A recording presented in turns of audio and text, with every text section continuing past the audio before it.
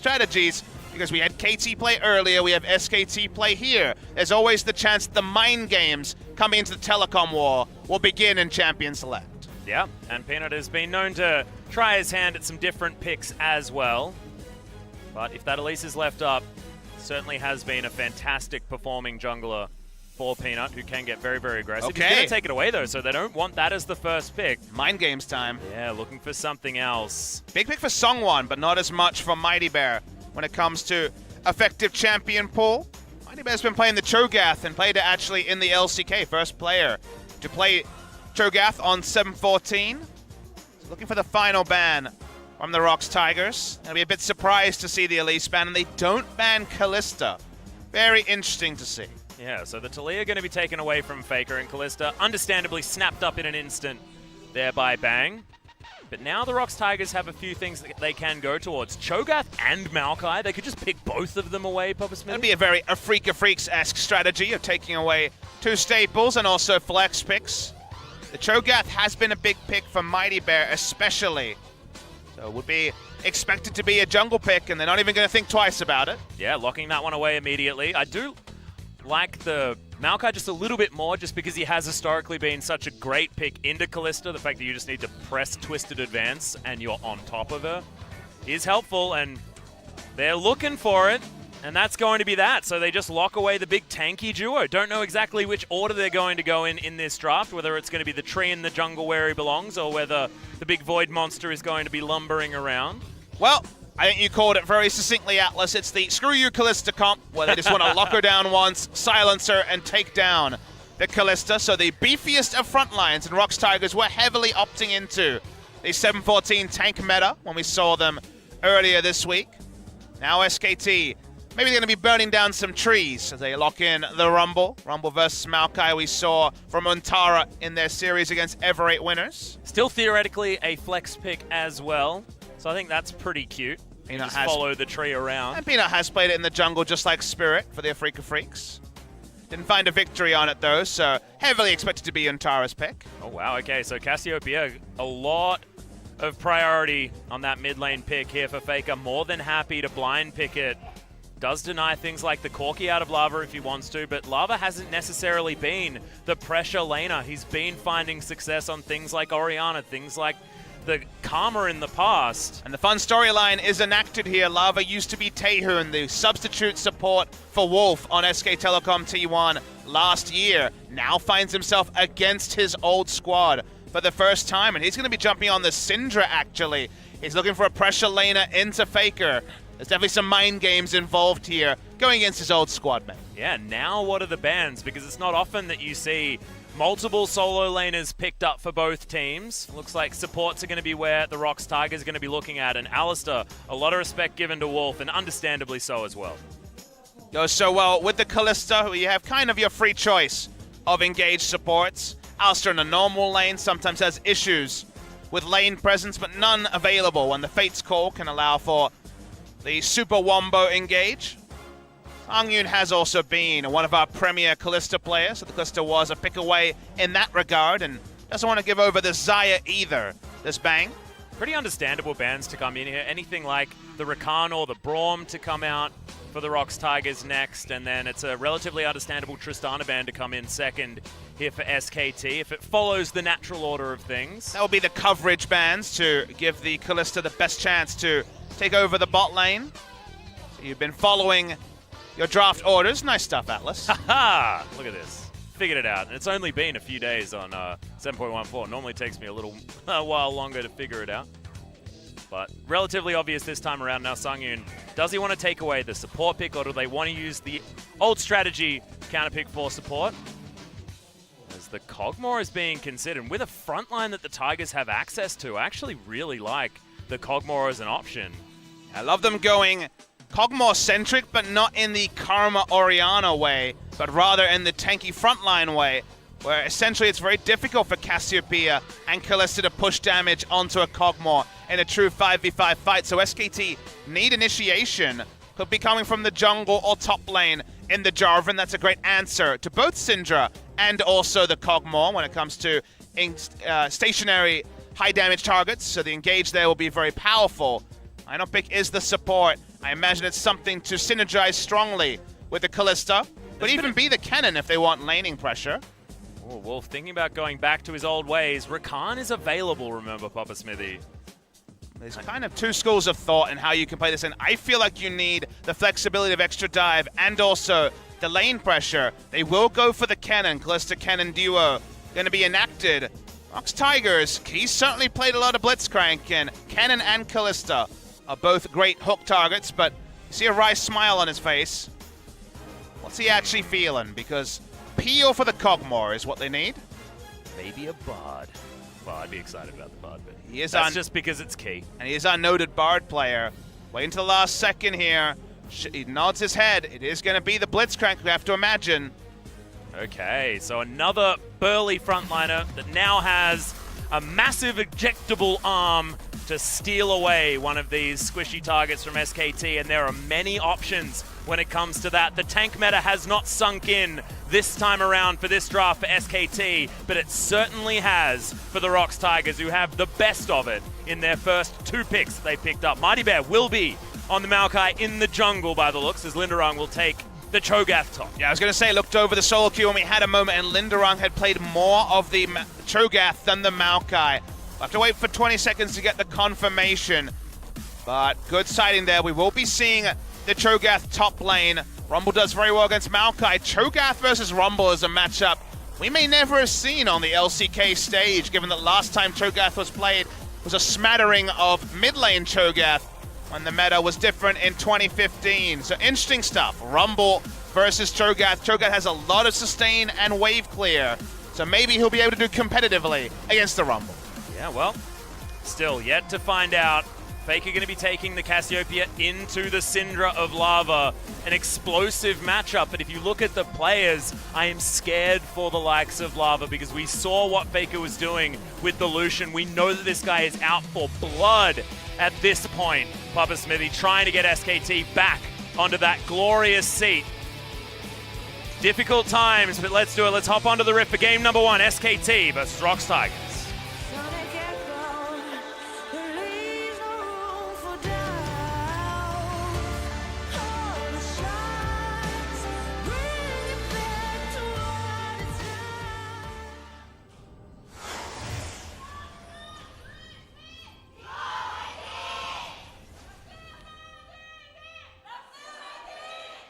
The SKT fans certainly out in force. We've got a pretty packed house here, Papa Smithy. You have to wonder how many of them infiltrated the other side, as that is a very good drawing of Blank with his favorite Zac. Yeah. Not playing, unfortunately, but we may get a switch up. Who knows? Oh, Jurassic Cogmore there. Do they have the Jurassic combo, Papa Smithy? Oh. Imagine the synergy. Let's go to the top side. Come on, what's Linderung got? Come on, observers, let's do it. Has he got his boombox out? Is he a gentleman? Is he Jurassic? There are so many good options when it comes Cho'Gath to is spoiled on the skins front. Yeah. Lava's not using SKT. Syndra? Oh no. Oh, it's still a dinosaur one, but it's the less cool dinosaur one. Okay, that's okay, I guess. I'll take it. Most interesting draft choice on the side of SKT was the cannon. You saw they were thinking about the Zyra, who is very powerful against Rox's comp in this multi-tank meta, being able to run Liandry's and having so much disengage like a Zyra with the Stranglethorns in particular makes her a pretty viable choice. But the cannon kind of straddles the line because he has more consistent CC also with the ultimate. He has great synergy with the Kalista. It just feels like the initiation that is provided. Uh-oh. All right. Nice. Can we remake the lobby? I think we're going to have to hit 6 as quickly as possible so we can start utilizing the living artillery spam. And of course, when they changed it so that experience is gated around the smite item, you don't actually get as much experience. You don't get exact level 2. You have to get a couple of minions first. So that race to 6 is going to be a little bit slower, as SKT probably scoff a little bit when they see the Cogmore. Yeah, or it's some sort of 6 strategy. They leashed for the Cogmore, guys. It's a Maokai jungle. It definitely wasn't a 6 strategy. Still, will mean that at least Sungyun's going to be able to spam out that W. And how does Peanut react to this? Because Faker gets the news, and he's ready to invade the red side jungle. Yeah, Peanut He's doing going to the be same thing. 4-buffed by his team and the enemy jungle. Oh no. We talk about the 3-buff being difficult, the 4-buff. That's the big problem. Peanut just trying to find out where the tree is. We can see that he's taking his wolves. Did manage to take the raptors, but knows that the rest of his jungle does not belong to him. And already this has gone extraordinarily badly for the Rox Tigers. I mean, Peanut was the one who made Flawless buffless, you'll imagine, and now the enemy team is helping him, feeling empowered to invade, take the top side with the double ward put down by Faker and Peanut. And you're right, this is already panic stations for Mighty Bear. Yeah. We know that Jarvan isn't necessarily one of these junglers that can power people because he does fall relatively low on his first clear. You can see right there. But it just doesn't matter. Faker moved into that jungle, gets his vision down. Extra ward being put in there from Peanut. No way for the Rox Tigers to sneak their way around. Didn't have lane priority. Bang casually wanders out of the way of that rocket grab. Skt starting this one off very, very nicely. Even in farm, up and down, apart from in that jungle where Mighty Bear really is struggling. A level behind for now. He's not going to find many camps either. The Krugs are already taken. Peanut goes back to his jungle where he hasn't visited at all. And now it's one of those feast or famine situations where Mighty Bear, if he doesn't get the gank off, in this case just disengages from ganking, is likely to fall further and further behind. There is some catch-up experience available in the future camps, but for now, we're focused on mid lane where Peanut's around. Yeah. Okay, Faker doesn't have a whole lot of mana left. Tara's making his way down as well. Should have been spotted. Now, Peanut has actually moved out of the way as Lava doesn't have Ghost. Just used it there when he late saw the oncoming rumble. And Tara was making great roams into the red side jungle in the previous series that went and helped his team, but now... Yeah, maybe not the roam that he wanted. He's going to be able to blast cone his way back to lane, but that is flash down just for a better collapse from Rox. Okay, now Lava able to pick up these minions underneath the turret, should even things out almost completely, and that is the tier pickup for Faker as well as the control ward. What a perfect back from the mid laner. Speaking of wards, sight ward for Mighty Bear, only just level 3, doesn't even have a big experience bar towards level 4. This means so much for the bot lane Atlas because not really respecting the Maokai from coming in. They know he's top side. The only way pushing in bot lane goes bad is if Maokai is there to start up the CC train that Blitzcrank can certainly end. But given that they know that Mighty Bear is nowhere near and also behind in levels, this relieves pressure from Bang & Wolf and allows them to freely push. Well, he may not have ult just yet, but Mighty Bear looking for the way in, knows that there's no flash out from Antara available, but Linderong a little bit too low for them to even go for this 1v2. As soon as Equalizer comes up here for Antara, that's when things get dangerous. Those harpoons, remember, after the buff, oh my god, they start hurting. Okay, Skt still shoving things out towards the bottom side, but Songyun and Key keeping things even. Have to remember that this is a Blitzcrank lane, and despite having a lot of threat with the rocket grab, don't necessarily have a lot of lane presence. Cannon is demonstrating the fact that he has that in spades. Safest place for Skt to play is towards the enemy turret, given they don't respect the Maokai coming in. So this does mean they're trading farm with a cannon, which on a simple level isn't ideal, but Skt are setting up for the 2-item fights where the Leandries comes in from the Rumble, 2 items, Blade the Ruin King into Hurricane comes through from Bang. They're just not expecting there to be a late game phase where potentially the Cogmore can have a stranglehold on how the fights go. Faker keeping control of this lane, but a lot of these minions should be picked up by Lava just fine. Peanut once again back into this jungle. The blue buff is looking to be spawned. Songyun was actually moving up. Mighty Bear probably telling him to stay in lane. Skt, they want to steal this one away. Mighty Bear, does he have the smite? I'm pretty sure he does, yes, so he's going to be able to grab that one, but there's the flash. That's first blood going to Peanut. Nice and hook! The hook! Yeah, Peanut should actually fall down as the double buffs will go over to Key. Wolf wants to find one. Equalizer comes in as the passive does come down. Nowhere for him to go, but on Tara, he'll be traded. Songyun picks up the kill. These buffs are going everywhere. Linderong, he's in trouble, and now Wolf, he's being cornered. This will be 3 kills to 2. in favor of Rox Tigers after it's all said and done. No blue buff for Lava, but SKT go far too aggressive. The hook onto Peanut could have ended the escapades, but they went in further. Faker no access to the fight compared to Lava, who could just make the straight line movement to the bot side, and the Tigers find gold, and crucially gold, onto their Kog'Maw, who finds his second blue buff of the first 10 minutes. Yeah. That's their strategy, man. What did I tell you at the very beginning? It was all planned. Next level. Yeah, put Mighty Bear behind, bait Peanut in, who is known to be over-aggressive. It was all up here for the Rox Tigers. While Mighty Bear is smarting for gold, the catch-up experience I talked about means that he is actually up to the level 6 mark and got some big experience with the assist that he was involved in. It's not a tragedy for Mighty Bear just yet. And what he has got out of it is a Kog'Maw with the Bilgewater Cutlass and Berserker's Greaves, certainly ahead of the Kalista in Bang.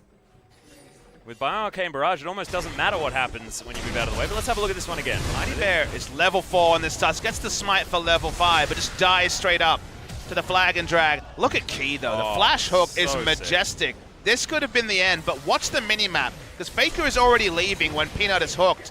Syndra can stay, and that was the problem, was there wasn't a full team call by SKT to continue to contest. They were just reacting to Peanut being hooked. And that's why there was bonus kills to Rox Tigers, because SKT weren't a full team decision maker there. They were more isolated, and they got caught out. Yeah, and it felt like an opportunistic move rather than a planned move as well, with that overdive towards that turret. All sort of falling down as they were trickling in one by one. There's the rocket grab. Bang picks the right direction to go. Now Mighty Bear's down here will help clear out this control ward. See whether SKT actually want this. Peanut hasn't been spotted by any vision, but you can see Rox with some sort of idea of what is going on.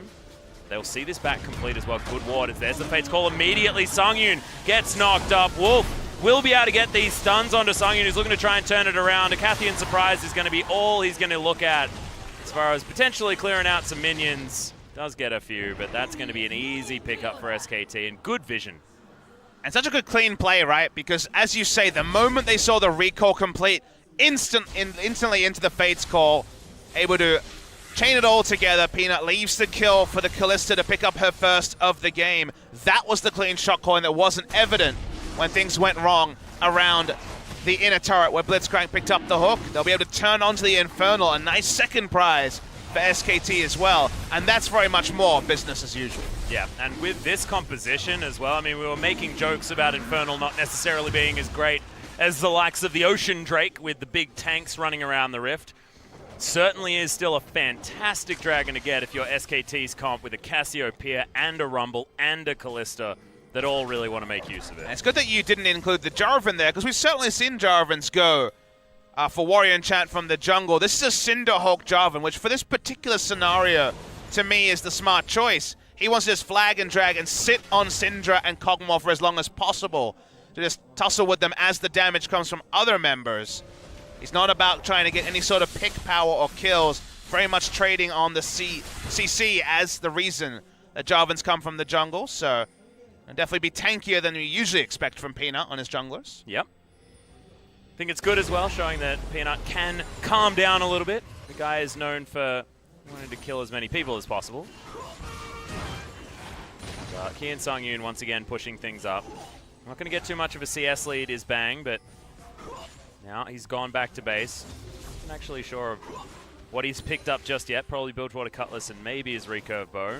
But no, not quite with the combined cost just yet. So pretty close as far as items for both of these AD carries. Dagger in it for now. Songyun just respecting, doesn't have his flash up for another 10 to 15 seconds, so no need to walk up to a minion wave. That might spell his doom. Watching Peanut walk around the bottom side, continue these contests. The blue buff was the last sight of excitement. Yeah, good vision though for Rox. SKT are going to clear out the control ward in the mid lane, but they have that control ward there. They know that they can just grab this, and Lava does exactly that.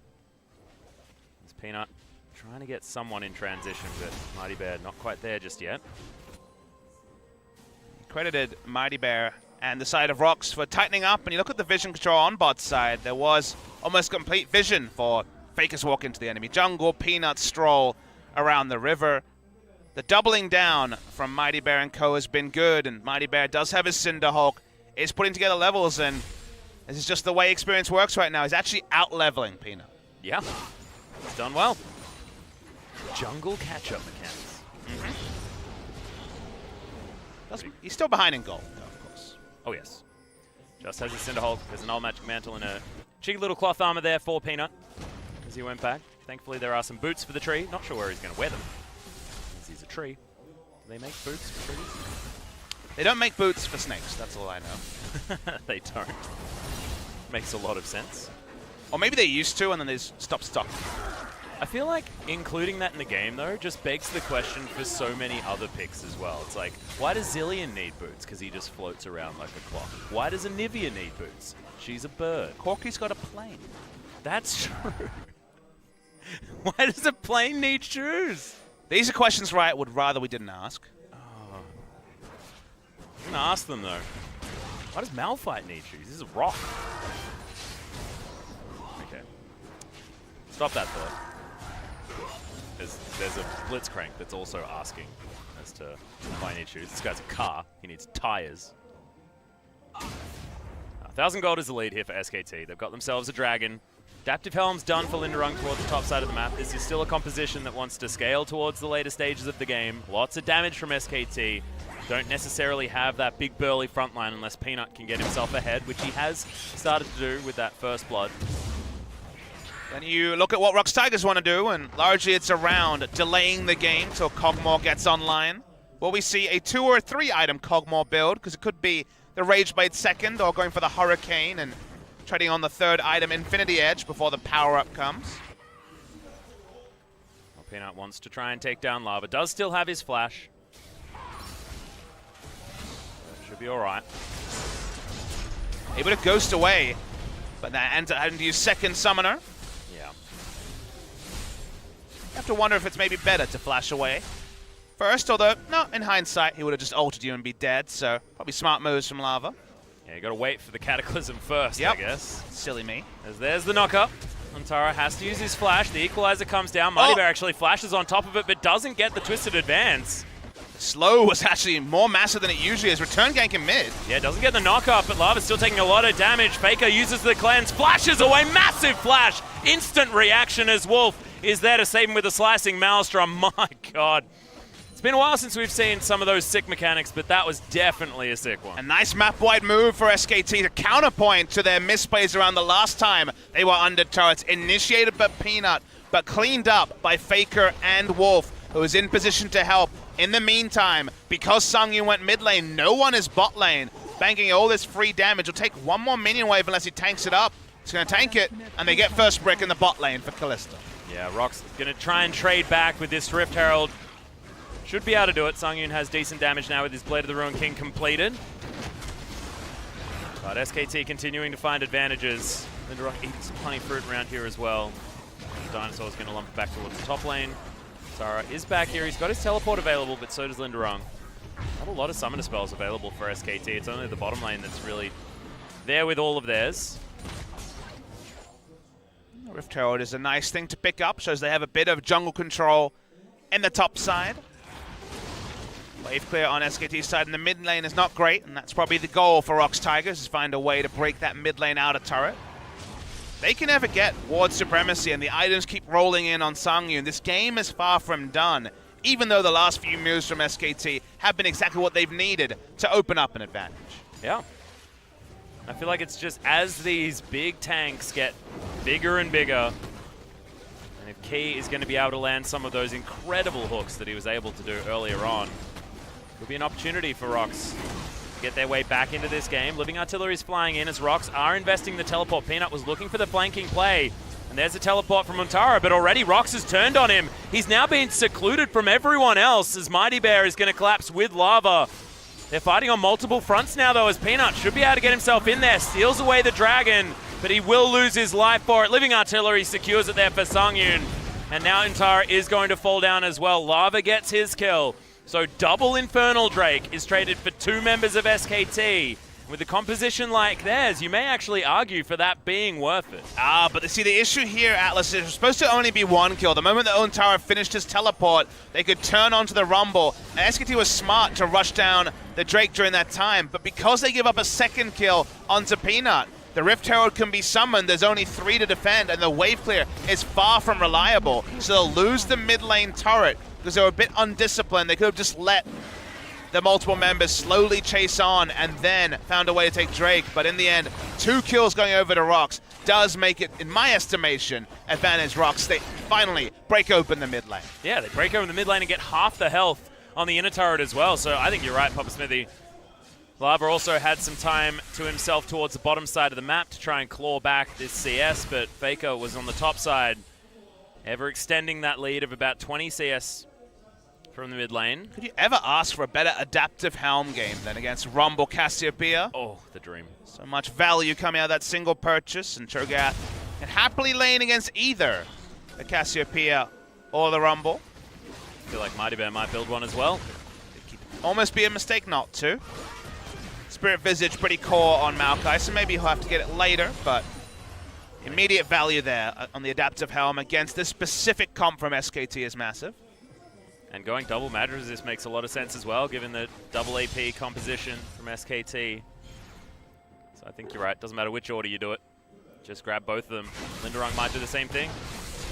A lot of Magic Resist available. Sangyun is going for a Zeal item second as Linderung wants to catch. Gets caught by Wolf. Yeah, Slicing Maelstrom comes in. Bang, able to get a lot of sticks in there. There's the Feral Scream, but ran easily enough to secure the Cho'Gath. Nice call from Wolf. He knew the exact recall time and nowhere for Linderung to go. And they take him out. All Rox can really do is start tussling with the Rift Scuttler in the mid lane as Bang looks for a second turret a game. Yeah, Sangyun going to get up there in time. See what Sangyun's actually picking up here. We've seen Kog'Maw's experiment with a few different Zeal items, but the Hurricane is the one that stands out to me as being his next option. Will delay his power spike. Rageblade may not build great for a Kog'Maw, but gives you a 2-item power spike. But they're feeling like after they've gotten some kills, after SKT got too frisky around an inner turret, they're actually going to have the time for Kog'Maw to come online with a 3-item build. Is that the correct read? I guess we'll know in the next 10 minutes or so. They can get Kog'Maw to 3 items and start to actually get vision supremacy around Baron. The options do open up for Rox Tigers. Try and find some way of stabilizing this game. The moment they're down by about 1,500 gold, so it's nothing to write home about. It's no worries there at all, but if they continue losing dragons, if they continue losing map control, they did manage to take down that mid-outer turret, but other than that, I mean, that was a Rift Herald. That was 2 picks that they were able to make after losing that dragon. Otherwise, it hasn't necessarily been decisive power moves being made by Rox Tigers. Understandable for the competition, I guess. You asked a question about the Zeal item, Atlas, and it is the rapid fire cannon for the safest possible first auto attack, and maybe even some poke onto what is a more brittle front line than definitely Rox Tigers, but a lot of the lineups that we've been seeing on patch 7.14. The idea of safety against a Jarvan that's going to be cataclysming you. Certainly something. You need to at least be able to hit something about a screen away. And Kog'Maw is probably one of the 80 carries that can do that. Righteous Glory going to be picked up by Linderung from what we can see. Difficult for these Cho'Gaths to have massive impact on fights as a one-off, but with the Maokai, we haven't seen that duo together. They've been largely Maokai bans in our first series tonight, but together, 1 CC landing, and Cho'Gath looks a lot more powerful than when Cho'Gath is expected to burden all of the initiation. Rupture may be more reliable than ever, but still is very easy to sidestep. How do you feel about Bang's decision to pick up a Hex Drinker quite early here? Because this is a composition that does need to be respected when it comes to magic damage. Even Sangyun's going to be doing a hell of a lot of it, and Cho'Gath, Maokai, and Syndra all going to be utilizing that magic damage, so you have a feeling that Bang will probably still pick up the QSS into the Mercurial Scimitar, but the double magic resist items for the AD carry. My take on the Hex Drinker is that in the early to mid-game fights, he wants to be able to shrug off Syndra's damage and play pretty aggressively, because you kind of want to ignore Cho'Gath and Maokai when their first rotation of spells is down. Their cooldowns are long enough early game. They're not going to be getting secondary CCs or secondary silencers. And if he's feeling confident enough to skip in and out of the tank line, push damage onto other members, or just have free target selection, I think a Hex Trigger early is a fine choice. It does delay the Hurricane from coming online, but it does serve a purpose of being pretty damn strong at a 1 and a 1.5 item mark for Bang. Right now, SKT looking for Key, but he's just going to speed himself up. Has that NOS, so things should be okay. But now Rox collapsing Flash. A lot of respect for that rocket grab that Key certainly had the right mark on, as there's a cancelled teleport from Rox. As Linderung not going to be able to make it to this fight. SKT, can they capitalize? Looks like they're not going to surround this Rox team just yet, as they look for that top lane outer turret. Means much more than just one thing, because they know there's no way Cho'Gath can be here. Reason why the flash came out was the combination of the teleport being channeled as the rocket, the Q was out, the rocket grab was out in mid-animation. Cho'Gath will just start walking up, maybe caught in transition as Faker's around the blue buff spawn, or Faker might just solo down this third Drake spawn. They've already got double Infernal, but this seems like it's going to be a free Cloud. Yeah, Faker, plenty of DPS in order to take this one down. Should be absolutely fine. So, easy third dragon, and SKT are setting up for one hell of an Elder Drake. So what is the next one? Another Infernal Drake. SKT, a possible triple Infernal into Elder, into what, Hex Infernal buff? Good God, there's too much AP and AD. 36% bonus AD and AP with 3 stacks and also the Elder Dragon buff. Mighty Bear, okay, it's going to get Cataclysmed. Easy flash gain by Peanut. Actually probably under less threat than he might have appreciated there, but went safety first with the flash, which after the early game I guess is expected. And KT are going to be able to break the outer turret in the mid lane. Rox Tigers just sleeping on their hands just a little bit when it comes to that control, because that wave just was not tended to. Faker able to move towards his top lane as well. Rox not really making proactive decisions and controlled decisions in this mid game. QSS done now for Sungyun, who has a little bit of extra safety. That's not going to improve his damage though, still on those 2 items, and not necessarily those 2 spiking items like you said, with the Rage Blade possibly providing that option.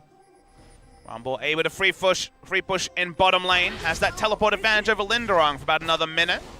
One of the reasons that Rox couldn't push as hard as they wanted to was the fear of an equalizer in the choke they were playing around at the enemy blue buff.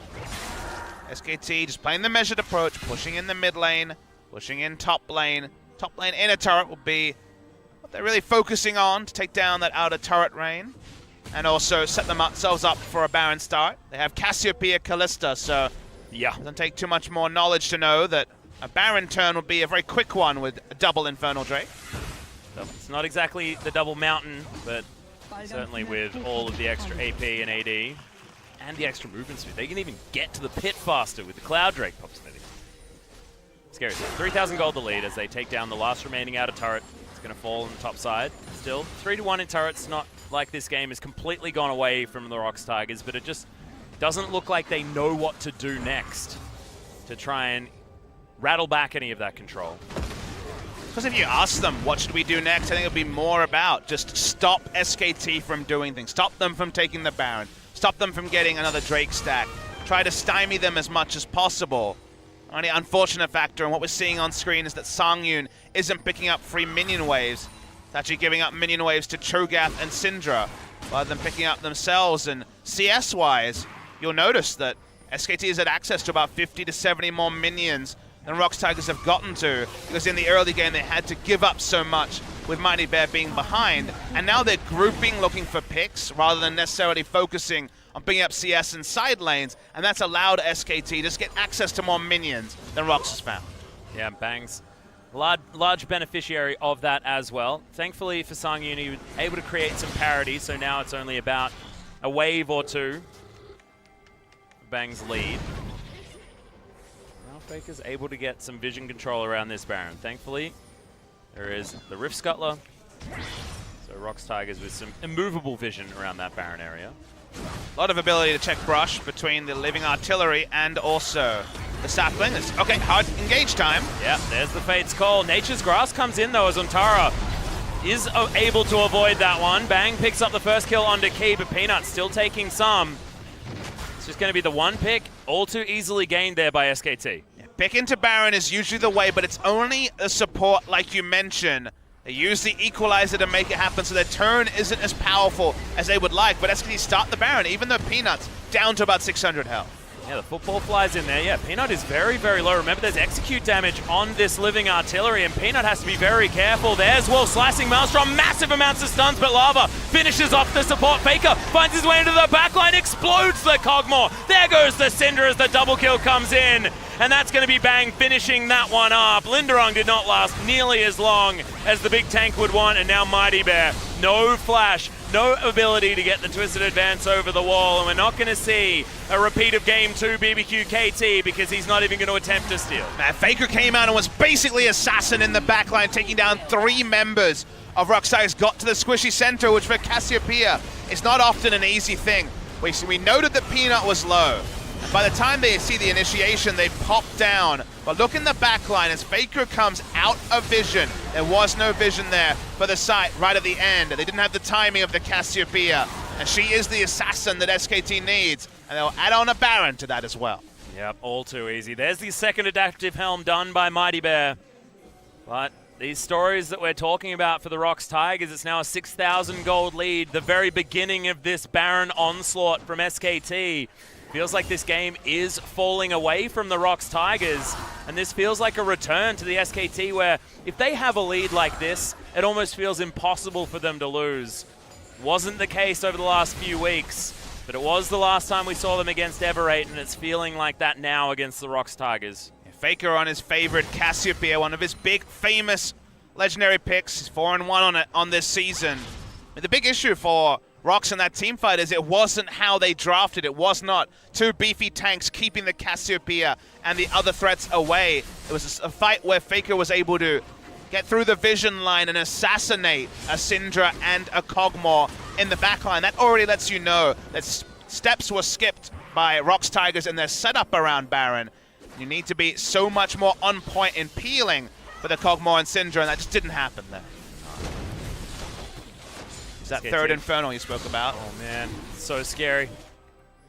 Should easily be able to take this one down as well, and Tara in decent position, but there's the teleport in. Linderung wants to try and start up an actual fight here as there's the third Infernal, and Rox just a little bit late pressing that go button. It's a big Cho'Gath, but he needs to actually exist in a team fight and actually exist when they need him to, not just after the dragon falls down. It's just strange to use Cho'Gath as if he's resembling a stronger ganker, Jarvan top, for example, because Cho, he's not quite Jace when it comes to the teleports, but he's not often going to be beginning things. He more profits out of a primary initiator, which is supposed to be someone like the Maokai. So teleports in after the Drake is already in critical range. They lose that objective. He can't force anything.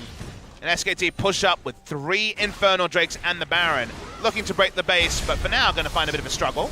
Yeah. Speaking of struggles, Linderung's life is not exactly a happy one as SKT tanking up turrets. Key's going to make his way in though as Faker goes down very low. The Nom did some decent damage. Oh, the cleanse gets himself out of death range with the Ignite. He put that one on right at the very end, and Faker waited until the last second before denying the kill. Faker got his introduction to patch 7.14 Cho'Gath. Didn't like it very much. The adaptive helm was doing the work in that scenario. Linderung doesn't fall. Faker doesn't fall, but Key dies in the crossfire again. With only 4 members, SKT hit onto this inner turret. Should be pretty straightforward. Yeah, Lava can't find their stuns with the scat of the week, so Peanut creating big body between Bang and the turret.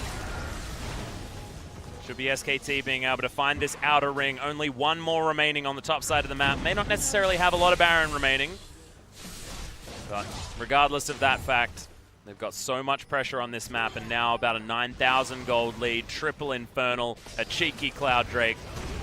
The Elder Dragon going to be coming up next, but it feels like they won't even need it to try and take this game down. I mean, 32 minutes into the game, they have 3 members over 300 CS and Faker over 350. They have been hoovering up every single minion around the map, and Rox Tigers have not had that same ability to do so. Faker piling on a Void Staff very soon to complement the other 4 items he's already purchased. 5-item Cassiopeia incoming very, very shortly. Very frightening. About to flame Horizon Lava as well, but 282 CS at 32 minutes is not that bad. It's just Faker happens to have almost 100 CS more than him. And now we hit the point, 32 minutes in, where Infinity Edge is complete for Sung, and the 3-item power spike we talked about is complete. But the Drakes haven't really cooperated with Rox Tigers. 24% for now, later perhaps 36% bonus AD and AP helps no one more than Faker at killing the frontline, and even Adaptive Helm and the other tankiness of Maokai and Cho'Gath may have to shudder at how powerful Faker will be when Void Staff is complete. Yeah. It's going to be exceptional damage. Speaking of Void Staff, Suntara already has his, almost has his Rabbids Death Cap as well. As there's the hook landing on a Peanut. Still takes a lot of damage from Sangyun. As that was a really good defensive rupture there as well from Linderung to make sure there's no flash available from Peanut to jump on top of the Cogmore. Of course, it wasn't up. Still, defensive play. Rox are able to capitalize on some aggressive positioning by Peanut. Yeah, Peanut was playing as if he had a secondary support or a melee support like a Braum to help him ward aggressively. Wanted to put down the vision deep with 1 minute 30 on the Baron spawning, but it's a Kennen who didn't have Kalista around, so wasn't going to be someone face-checking in any brush. Rumble was bot lane and not teleporting, so overrated his own tankiness.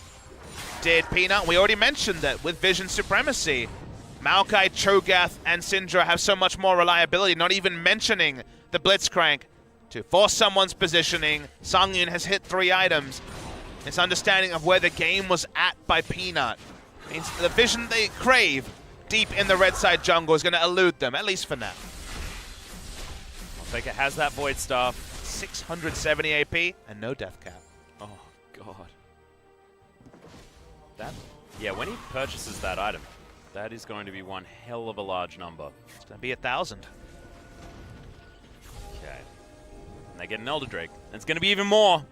Multiplicative scaling on top of the Rabbids Death Cap, Papa Smithy. The maths nerds everywhere are getting very excited about the bigness of the number. You don't see 4-digit AP values in professional play very often, so... No, not a lot of Viger. People are telling me that maybe Tank Vega is back, but it's more of an ARAM special than a competitive build. You just wait until infinity time in the game, though, Pop Smithy. Full Tank Viger with still 2,000 AP. We had a 56-minute game that felt like infinity time, so... Yeah. We have had some long ones this season, around the 1 hour mark. Rox Tigers would love it to be around the 1 hour mark, because then the Cogmore is going to be largely untouched. Yeah, I thought Rox Tigers may have agreed to a no-rush 50 at the start of this. Would certainly help them with this composition. But not out of it just yet. Despite there being an 8,000 gold lead for SKT, Rox have found some semblance of control, and that inner turret still remains on the top side of the map. The Baron buff has respawned, 25 seconds on that Elder Dragon, which Rox cannot let SKT have, otherwise they just lose. That's what it feels like. Chara's the first to check this time. They will get 1 control ward down. Alright, Lava's going to wander over. There's no Zhonya's on Antara, but look at this. SKT starting this one up, and remember their Baron secure, very different. There's Nature's Grasp as Mighty Bear does force the disengage. They're turning onto the Baron. Okay. Can they actually get it? There are no more stacks in there as Peanut steals it away. In goes Wolf there as well. And look at the health bars of Rox disintegrate. Sangyun keeps himself alive though. Linderung bought so much time as they trade tank for tank, but the Baron does go in favor of SKT. Yeah, good first call from Rox Tigers. The use of the Nature's Grasp was really smart and was stopping SKT from being able to turn, but they got greedy trying to finish the Baron when the game was so finely poised, and the team fight after the Baron showed you that Rox Tigers have a chance in fights even though they were around 8,000 gold down. SKT and Peanut claim the Baron, they claim the Elder Dragon, the burning begins, and Faker's AP numbers, even without the death cap, are getting insane. Yeah, that's probably going to be double, as Mighty Bear is somehow able to take the blue buff. Nice, there's some denial. That's cute. SKT going to take that as their cue to exit. It's like we lost a blue buff from a tree. We should leave. Rox were close, Atlas. Rox were actually really close at making a very nice play around the Baron, but you see a 3,000 HP Baron and your head goes to the place of what does this game look like if Rox Tigers have Baron? And the answer, of course, is a lot better than where it was poised a moment before. But that Tara greed to finish it down was perhaps too much. Tara has 730 AP as well. Well, Cassiopeia has 871 AP and soon to be a death cap. Oh. Yeah, I guess Antara already has his. Yes, he's cheating a little bit. Hey, Fake is cheating because he doesn't need to buy boots. Tara's cheating because he didn't go Zonias, which would have been very useful to disengage something like the Twisted Advance. Just went for Banshee Veil. Even those auto attacks, just training down turrets. I know, right? Damn, that AP scaling on turret destruction. It's bang. Even able to walk up and get some cheeky autos. He's got his Bloodthirster now completed, so a lot of lifesteal, especially once he goes down below that 25 health mark. Not often do you see a Maokai being chunked out by a Kalista, but that was what just happened in the mid lane. Got a flat AD from Bang in his build. A lot of lifesteal as well, so he's able to return to full health almost instantly. Base broken for Rox Tigers. Yep, zoning Fate's Call there as well. Interesting that you can have less players on the map, but also be able to zone with it. There's the Cataclysm. They're just jumping onto Sangyun. Decent equalizer positioning as they just have to stand on the carpet. In goes Wolf. The Slicing Maelstrom helps take down a few more of them. Peanut's going to die, but he sacrificed himself for the good of Skt as they managed to get 2 picks, one of them being the Cogmore, which is so important. And it looks like Skt want to even keep pushing, try and take down these Nexus turrets and not let this game go on any longer. Both of these AP carries might as well have Lich Banes with how much damage they're doing to turrets. This should be the end of the game, all during the Baron buff duration. Yeah, Faker cleans up the first Nexus turret. Lava has to go back to the fountain. Key's going to get these Ren stacks pulled out of him. Linderung as well. The resets are coming in for Bang. Antara was tanking up everything and just wanders out. It's all going to be fine, and Skt make that 3 games in a row now as they dismantle the Rox Tigers. Looking for their perfect week against weaker opposition, sure. But here, made a couple of mistakes early around the inner turret when the hook came through from Key, but otherwise, good stuff from SK Telecom T1, working themselves into favor, playing themselves into form.